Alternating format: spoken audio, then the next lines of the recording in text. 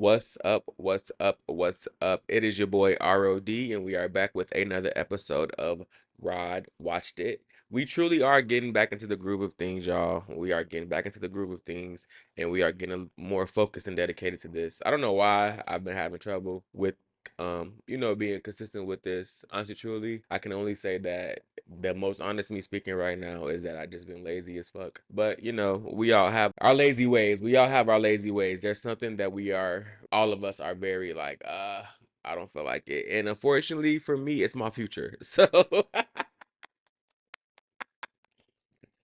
unfortunately for me, that's but I am getting back into the groove of things. I just be so tired after work. If y'all don't know, I am a server. Um, yeah, I'm a server. So dealing with people all day and dealing with hashtag YouTube people all day. And if you know about YouTube, you know what I mean. It's really draining. So when I get home, I just want to relax. And unfortunately, I don't think this is a hassle, but I do think that, you know, the editing part can be really draining as well. And sometimes I don't want to do it. So that's why it takes me so long to put these episodes out. The editing part really does get to me. It fucks me up. But I have to be consistent with this because it's what I want to do with the rest of my life. So yeah, I need to stop playing with my future. But with that being said, let's go ahead and dive into this episode. I will be talking about one movie and one TV show. I'm pretty sure y'all can assume what the TV show is. It just came back on one of my Sunday shows, if not my favorite Sunday show. But I don't know. I'll get into the details later with this show. But yeah. But first I want to talk about the movie. It is a horror movie. Once again, y'all know I love horror. It is a horror movie. And with that being said, I probably should switch up how many horror movies I do per episode, because basically every episode is about horror movies. However, this one is really good, so I want to talk about it. I'll talk about another movie too. It might be a quick hit because I didn't write down any notes about that movie because I really just finished it. But I might talk about it real quick, and it's a romance movie. I might hit on it real quick and try to like phase it through the episode, but it's not going to be something that I really want to talk about too much this episode because I want to talk about it in another episode. But the first movie that I want to get into is The Mummy. Now, it's not the regular The Mummy that I'm sure we've all seen before or that we're all used to. It's not that type of The Mummy. The type of The Mummy that this is Lee Ronan's The Mummy. Now, I'm not sure exactly what all Lee Ronan has done in his past work, but I feel like I have seen different movies by this man, and they were good movies, I should say. It's Lee Cronin. I'm sorry, not Lee Ronan, Lee Cronin. Lee Cronin. I know I've seen other movies by him. He has directed. Oh yeah, so he's directed Evil Dead Rise, which I feel like is a good movie. He's directed The Mummy. He's directed. Well, really, that's the only two movies that I've seen by him that I feel like is a good movie. He also has directed Evil Dead Burn, which is set to release this year. So, with that being said, he kind of has in my opinion, his horror history is tracking. So with that being said, let's get into this first episode. I mean, this first movie, y'all. Not this first episode, this first movie. So basically, what this movie is about is this family moves. This dad is a reporter. He's a news reporter, and he moves his family to Cairo, Egypt. All right. Okay. There is another family who is from Antoine, Egypt, if I'm pronouncing that right, and they found a tomb with a mummy inside of the tomb.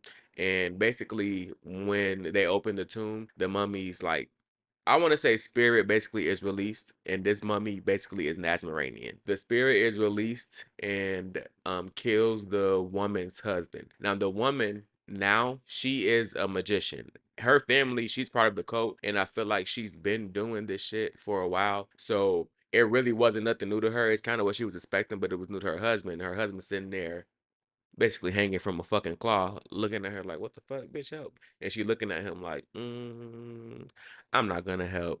I'm gonna leave you up there." All right, boom. So, um, the woman ends up becoming neighbors with the family who moved to Cairo, Egypt. Now, she being the cult evil magician lady, she starts to prey upon the daughter because the Nazmaranian demon. The Nazmaranian devil needs another body to host it because the body that is currently in is being used is about to be done with that body, and because the body can only take so much.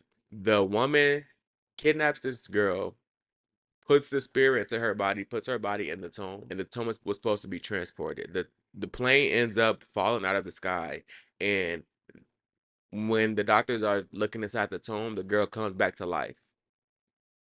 Weird. But you're like, okay, okay. She's back alive. Okay. The doctors and police let her end up going home with her parents, and that's when shit hit the fan. Like shit really started going down. Cause basically Nazmaranian was inside the girl, and because the girl wasn't talking, they didn't know that she was possessed. They was just happy to have their daughter who went missing 8 years ago back. So they was just happy to have her back, and now she's like basically kind of weird. I'm not gonna lie. Like, she be pulling out her own hair. She just sit there stuck sometimes, or she be like grunting shit. Now, I'm not saying that people who are like that are weird. I'm just saying that she was weird because of the circumstances that she was under. Anyways, I don't want to get into the whole movie because I do want y'all to go watch it, but I am gonna talk about some of my favorite things about the movie itself, which might be telling the whole movie, but hey, it is what it is at this point. So basically, I want to speak on. I think one of the funniest things because the movie was really funny to me. Let me tell you why the movie was funny to me. Okay, first of all, it was 420. So if y'all know, y'all know. First of all, it was 420. So I was, zooted and booted, zooted and booted. And I went to the movies with one of my friends slash coworkers, and we bought tickets to see a 4DX movie. Now I've never seen a 4DX movie, and we both looking like, damn, why the fuck is the ticket price is $28, $30? Like, what the fuck? We get in there, we sitting there chilling, and we talking. We like, what the fuck is 4DX? In the middle of us saying what the fuck is 4DX, the Michael Jackson trailer comes on. So we feel a vibration in our back. Boom. We're like, oh shit.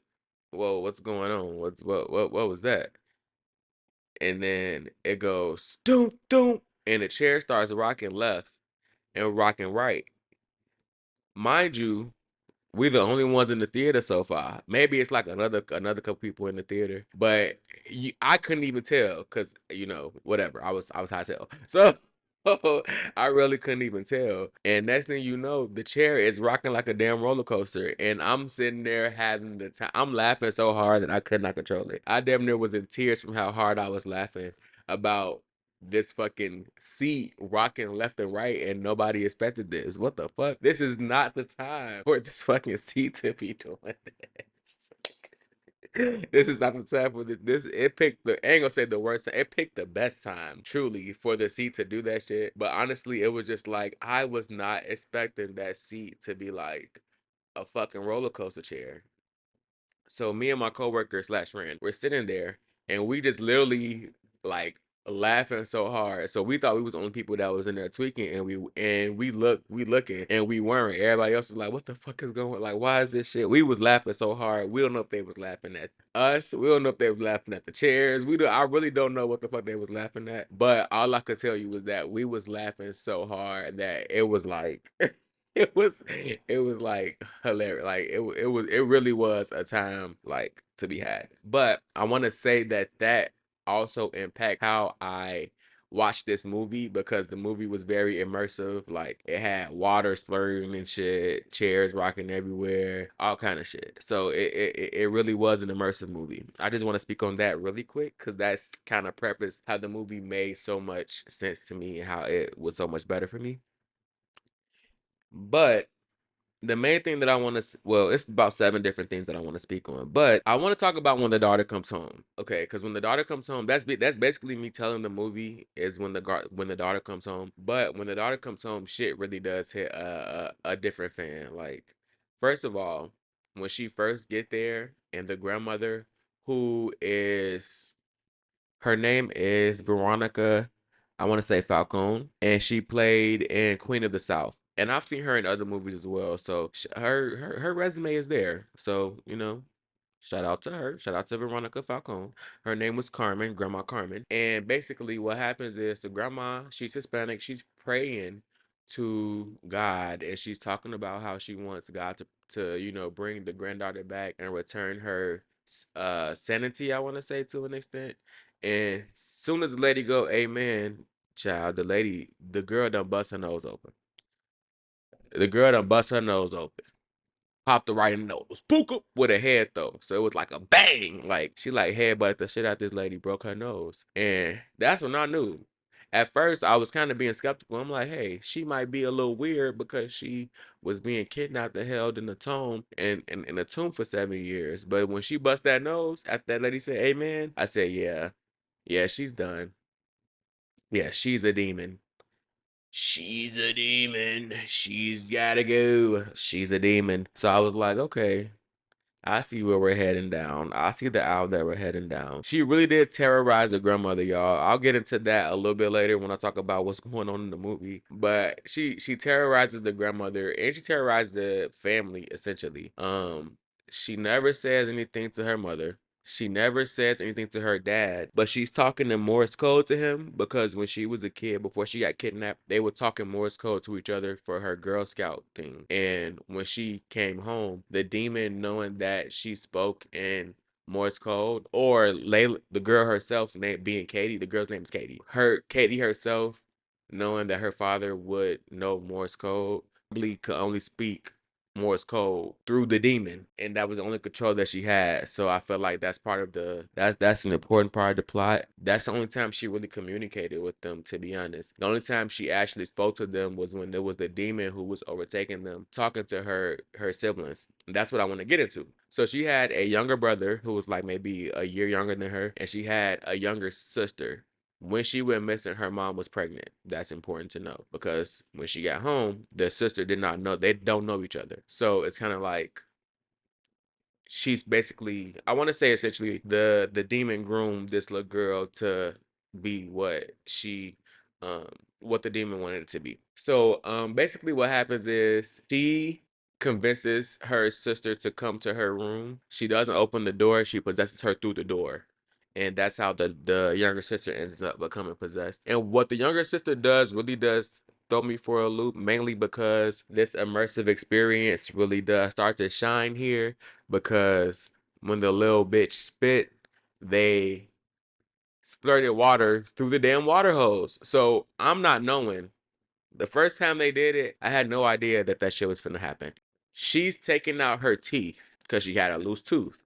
And I knew I've watched enough movies to know when they're gonna bring up certain things again. And when she said, hey, look at my tooth, it's pretty loose, to her dad, and he said, do you want to put it in the door? Like, did you want to tie it up to a string and slam it out through the door? I knew something was gonna happen with the mouth with the teeth. I just didn't know it would be this. So basically what happens is the little girl gets possessed. She started taking out her teeth. Y'all, she started taking out her teeth. Mind you, this is after the girl done killed the grandma. This is after grandma's funeral, which this is the perfect time to get into. The grandma dies because, once again, she's praying for her granddaughter. This time the demon really does pop out and says, bitch, it's over with for you. Like, you're going out the window. He threw her out the window to the wolves. Now, the wolves are there. I guess the wolves are there because they felt a presence, or maybe they have been also affected by this demon. But the moment she's thrown out the window, she's thrown onto the car of the daughter who is possessed and the son who is not possessed at this point. She falls onto their car. She slides off the car. Actually, she's pulled off the car by the wolves. And when her daughter looks out the window, she sees her own mom being salvaged by wolves. And I'm just like, wow, that was crazy. So imagine all of that happening and your chair rocking. Imagine all of that happening and your chair is rocking, y'all. The chair will rock during the craziest parts. Like, why is the chair leaning left, right, and like I'm a roller coaster when she's picking this lady up and throwing her out the window? Like, y'all, that shit was crazy. But okay, boom. So at the funeral, the little girl I just remembered everything that she did. So the little girl at the funeral, she's taking out her teeth. She goes to the table where the food is. If you black, you know you don't sit no kid at the table by the food. So I don't know what she was doing there anyways. But she's sitting there at the table with the food, and the next thing you know, she starts pulling out her teeth. She pulls out every tooth. Now, while she's downstairs pulling out the tooth, the possessed sister is upstairs possessing the brother because everybody else is distracted by the funeral. This lady is really like crazy, okay? At that same time, in the daughter who was possessed room, Katie, in her room, the floor under her carpet is rotten, okay? If you know anything about movies like this, you know that that is a symbol of demonic demonic presence. When floors are rotten like that, because it's like usually it's like some type of pentagram or something. Oh, this is getting so dark. I really don't want to talk about this. This just feels so dark. Okay. I'm gonna have to do a prayer after I talk about this interview. I mean after I talk about this movie. But it usually represents like, demonic presence. Okay, cool. Um so back to the movie.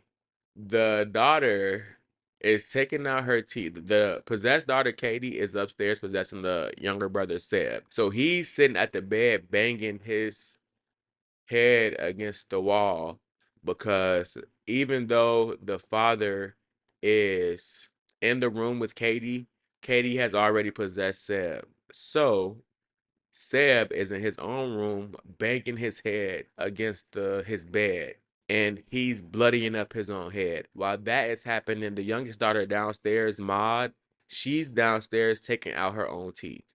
When she takes out all of her teeth, she spits. When she spits, they spurt water. Okay? Now, they did it before this with throw up. They spurted water, and I was like, I'm so irritated about this shit, but I'm gonna let it go because it's part of the movie. Cause I don't like that throw up. I don't like throw up. I don't like spit, and I don't like blood. Well, I don't mind blood because I can watch a horror movie. Well, to an extent, blood can be like Terrifier. Terrifier, I can watch Terrifier, but it's like really gruesome, and I don't want to watch it too often.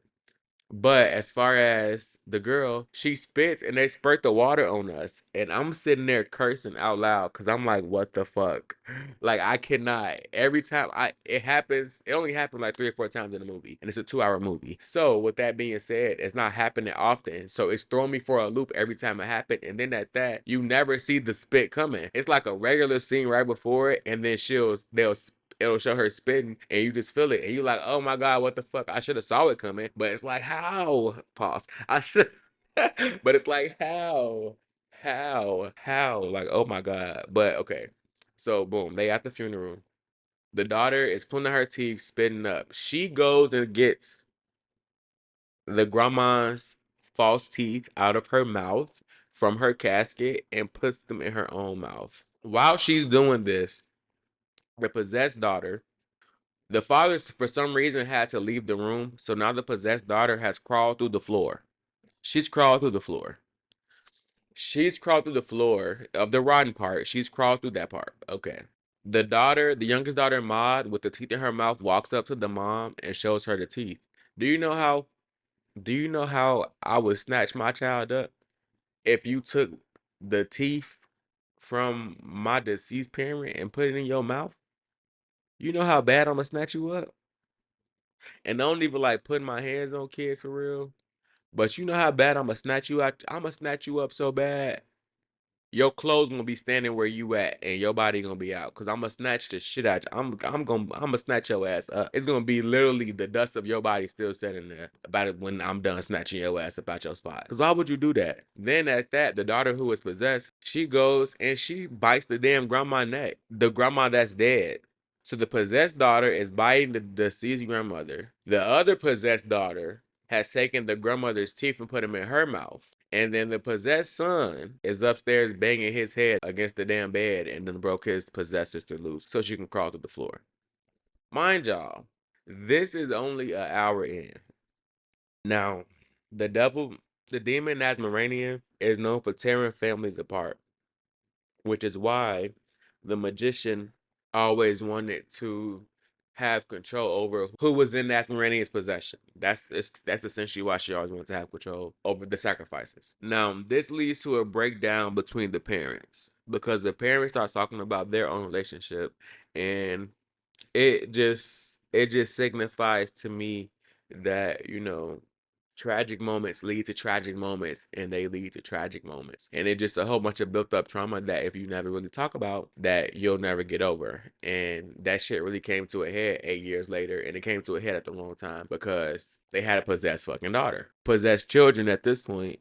I feel like to an extent, maybe if they would have talked about the things that was going wrong in their relationships when they should have talked about it, then it would have been a little better, but who knows at this point. We can only say that at least they ended up, to an extent, working through it. But by the time they actually ended up getting through it, it was too late because the devil essentially, like, the demon essentially just fucked up the whole family. And really, the magician was able to get to the younger daughter because of her own daughter, Layla. And because her own daughter, Layla, she wrote a letter to Katie's parents, and I didn't want it to happen to my friend Katie. Her mother cut out her tongue. Not because of that, because of some other shit, but her mother cut out her tongue, so she was never able to speak. So for the last 8 years, Layla has been sitting right under their nose, and they had no idea that, it was her. And she basically did try to help, but like I said before, her mother cut out her tongue, so she wasn't able to speak. And because her father had passed away, and we don't know what happened to the brother truly. So she was really just there to be her mother's essentially working slave, which is kind of fucked up if you think about it. But yeah, all in all, the movie is really, really, really, really good. I don't want to tell you how the movie ends because I do think that y'all should go see it yourself. But I will say that the movie has a great ending. And it essentially closes this chapter. And I love movies like this that closes the chapter. For example, Sinners. I think Sinners closes the chapter perfectly so that it could be a standalone film and it can always be revered as a standalone film. It doesn't have to have all these different sequels and shit like that because it was so heavily thought about and crafted and created from jump that it doesn't need a sequel. Now I can see this having a sequel because it has room to have a sequel, but it doesn't need a sequel, and that's how good it is to me. Truly, I personally gave this movie a 9.3. But I can also say that the 4DX experience bumped it up a point, a full point, not a half point, not a 0.7, a full point. That's how good that shit is. And because the 4DX experience was so good, I'm gonna go see the Michael Jackson movie in 4DX. And I say that only because only because that when we were talking about what 4DX is, the moment we saw the trailer and the moment that shit first hit us was with the Michael Jackson movie. So I have to see it with the Michael Jackson movie. Because imagine Billie Jean, Beat It, Bad, or any of these other songs on a roller coaster. Is you cool? Are you okay? Don't finna have the time of my life. I'm gonna have the time of my life. I don't give a fuck. I basically spoke on everything that I wanted to speak on as far as that movie. The acting was pretty decent in my opinion. The actors are Jack Rayner, he plays the dad. Leia Costa plays Larissa. I think that's the mother. Katie is played by Natalie Grace. Billy Roy, it plays Maud, the younger sister. Shiloh Molina plays Sebastian, the older brother. There is a woman who I forgot to write down her name, but she does play the detective. Shout out to her. She actually did her shit in the movie.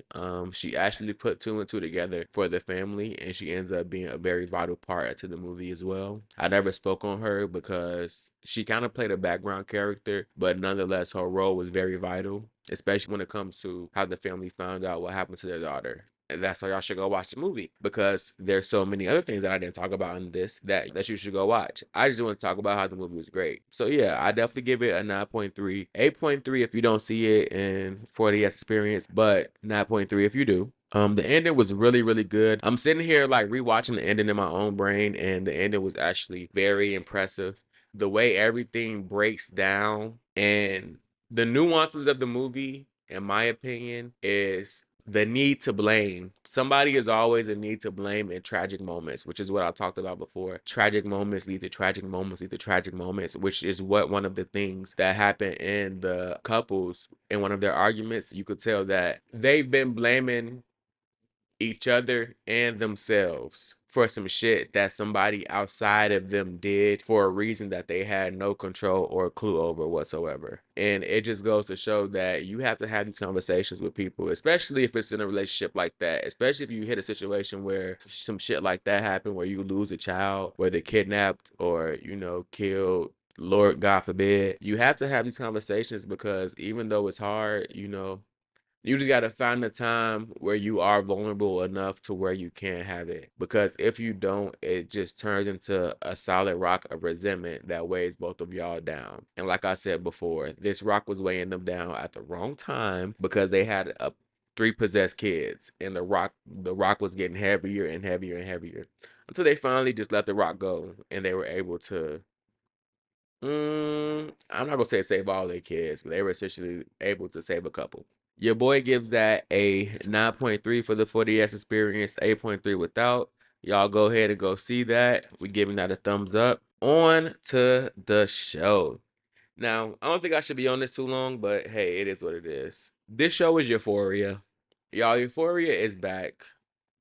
Mount Everest ain't got shit on me because I'm on top of the world. First of all, to talk about that real quick. Did y'all see that shit with Labyrinth? Did y'all see the shit with Labyrinth about how his music ain't get picked up for Euphoria this season? And I was wondering why the music was kind of chopped. I'm not gonna lie, kind of chopped shit, but it wasn't like crazy chopped shit. So I don't know. I was just sitting here and I'm thinking like, Jesus, that's crazy that happened. But I really do want to talk about the show itself.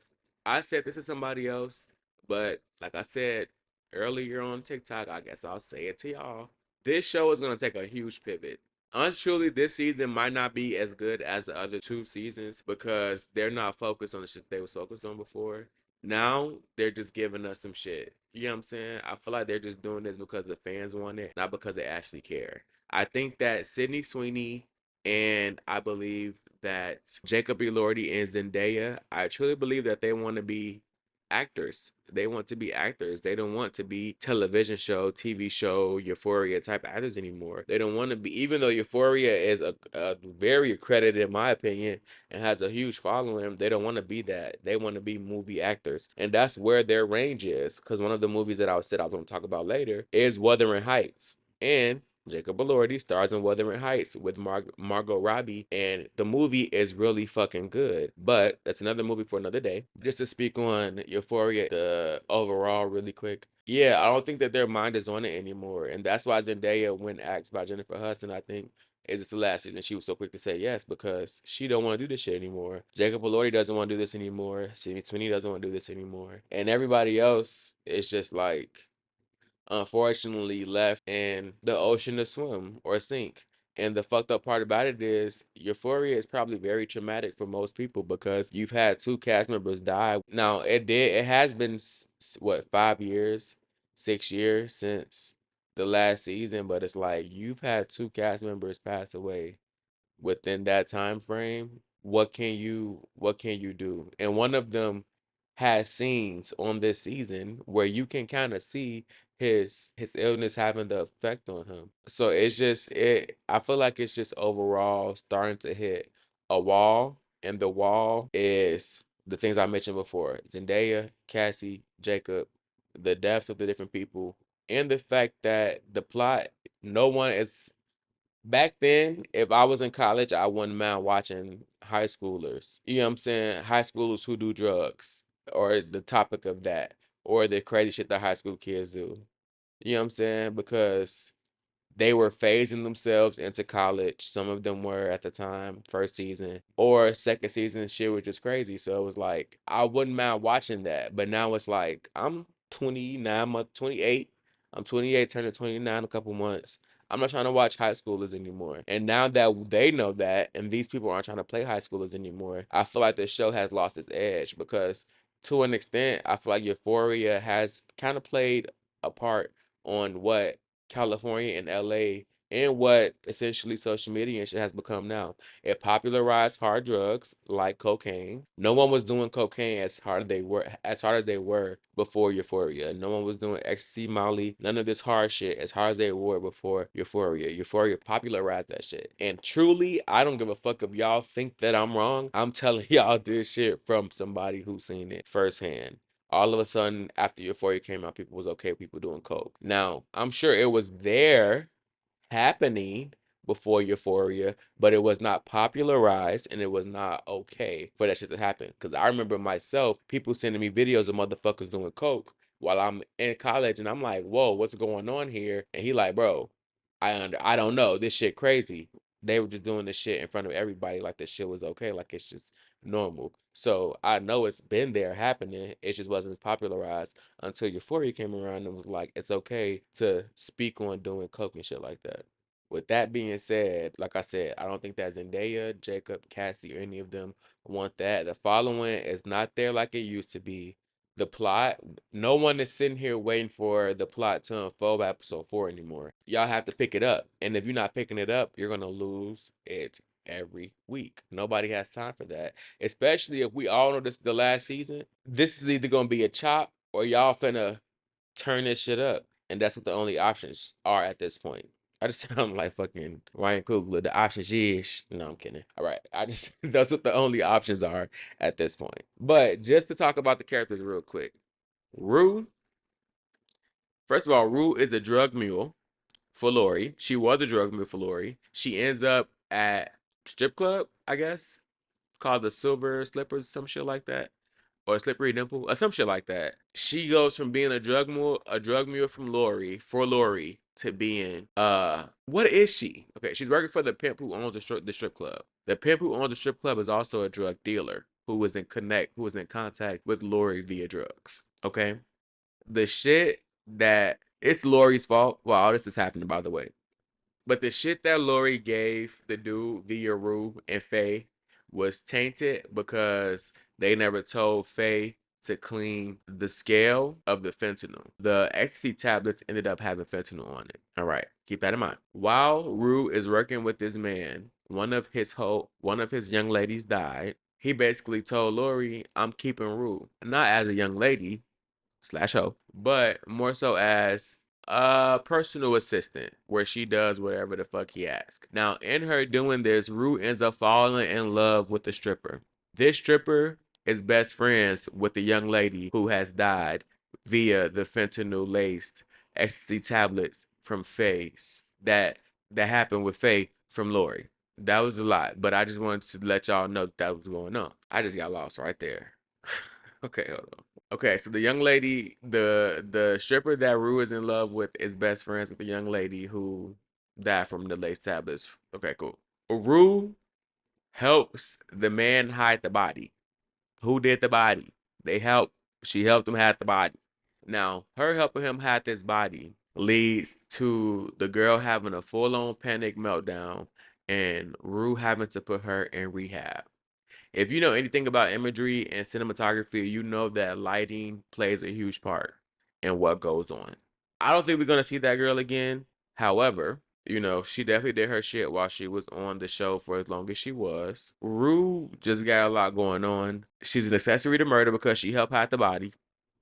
And now she's been estranged from her mother and her sister for the last couple of years. Giga doesn't text her back. Her mom last season told her, "When you turn 18, bitch, you chopped." She wasn't lying. So Rue just got it. She just all lost out there in the world. Cassie and Nate are engaged and they basically hate each other, but they're gonna get married because who doesn't? Why wouldn't you? Cassie, she's a OnlyFans model now, even though Nate don't want her to be, and she's showing it all.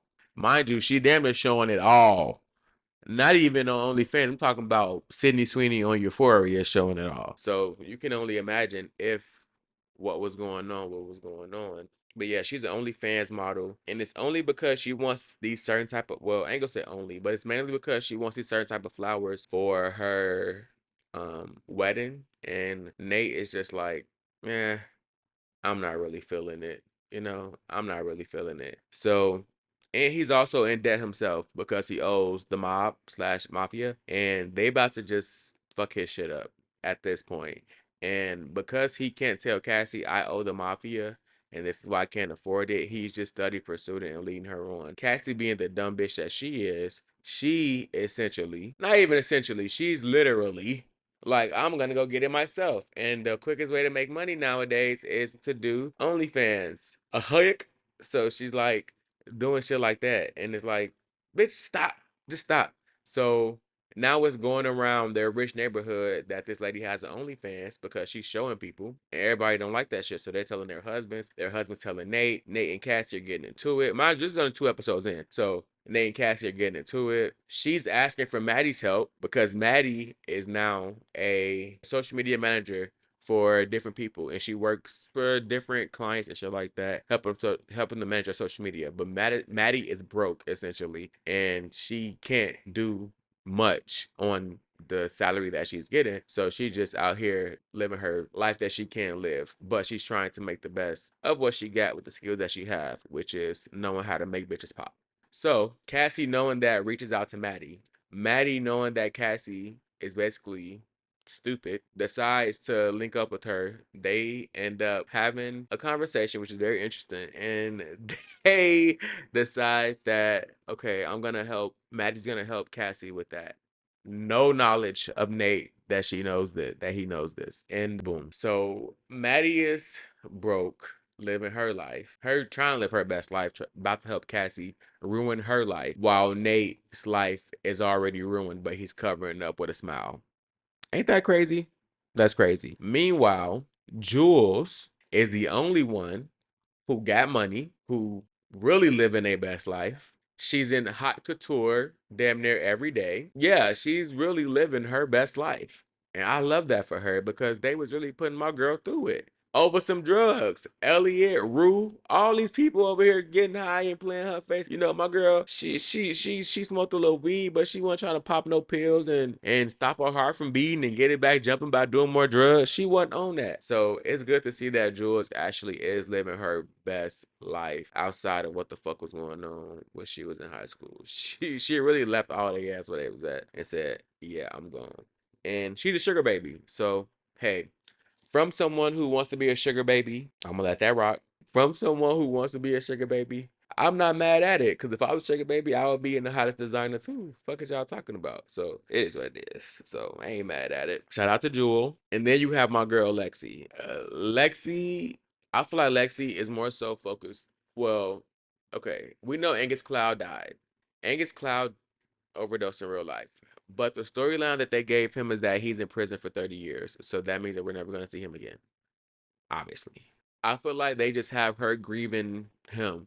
But I feel like they have her being mad. It's weird, bro. I'm not even gonna lie, because they have Fezco being locked up in jail, and it feels like they have Lexi being angry at Fezco for being locked up in jail because he missed her play because of this, that, and the third. And we know that Ashtray is not coming back. I think that's the name, Ashtray. Yeah, he's not coming back because he was shot, or they shot the fucking bathroom up, so you assume he did. So I feel like they have her grieving him more so than focused on the actual fact that she can have her own storyline. But like I said, we're only 2 episodes in, so I really don't know. But I just don't like the fact that they decided to say that he went to jail for 30 years, but then they killed somebody off with fentanyl. I think that was really, really weird. When that happened, I was like, that's weird that they would do one of their own like that. And they acknowledged Eric Dane's death, they didn't acknowledge Angus Cloud's death. And I just feel like that's fucked up because if any of these other white, well known actresses died from fentanyl, y'all would have put their name on that screen. So I do feel like Angus Cloud deserves his name on there too. But I do feel like that they're just limiting Lexi right now to being the hateful, grieving ex girlfriend or whatever. And she's better than that. Her character is better than that. So hopefully they give her what she deserves in the next couple episodes. Overall, I will rate Euphoria a 7.2. I do want to say real quick that Lexi is setting boundaries now. But besides that, I'll rate it a 7.2. It's kind of slow right now, so I don't really know how fast it's gonna pick up or if it's ever gonna pick up because y'all know how Euphoria gets. I don't know if it's ever gonna pick up. That being said, I believe Euphoria right now is at 7.2.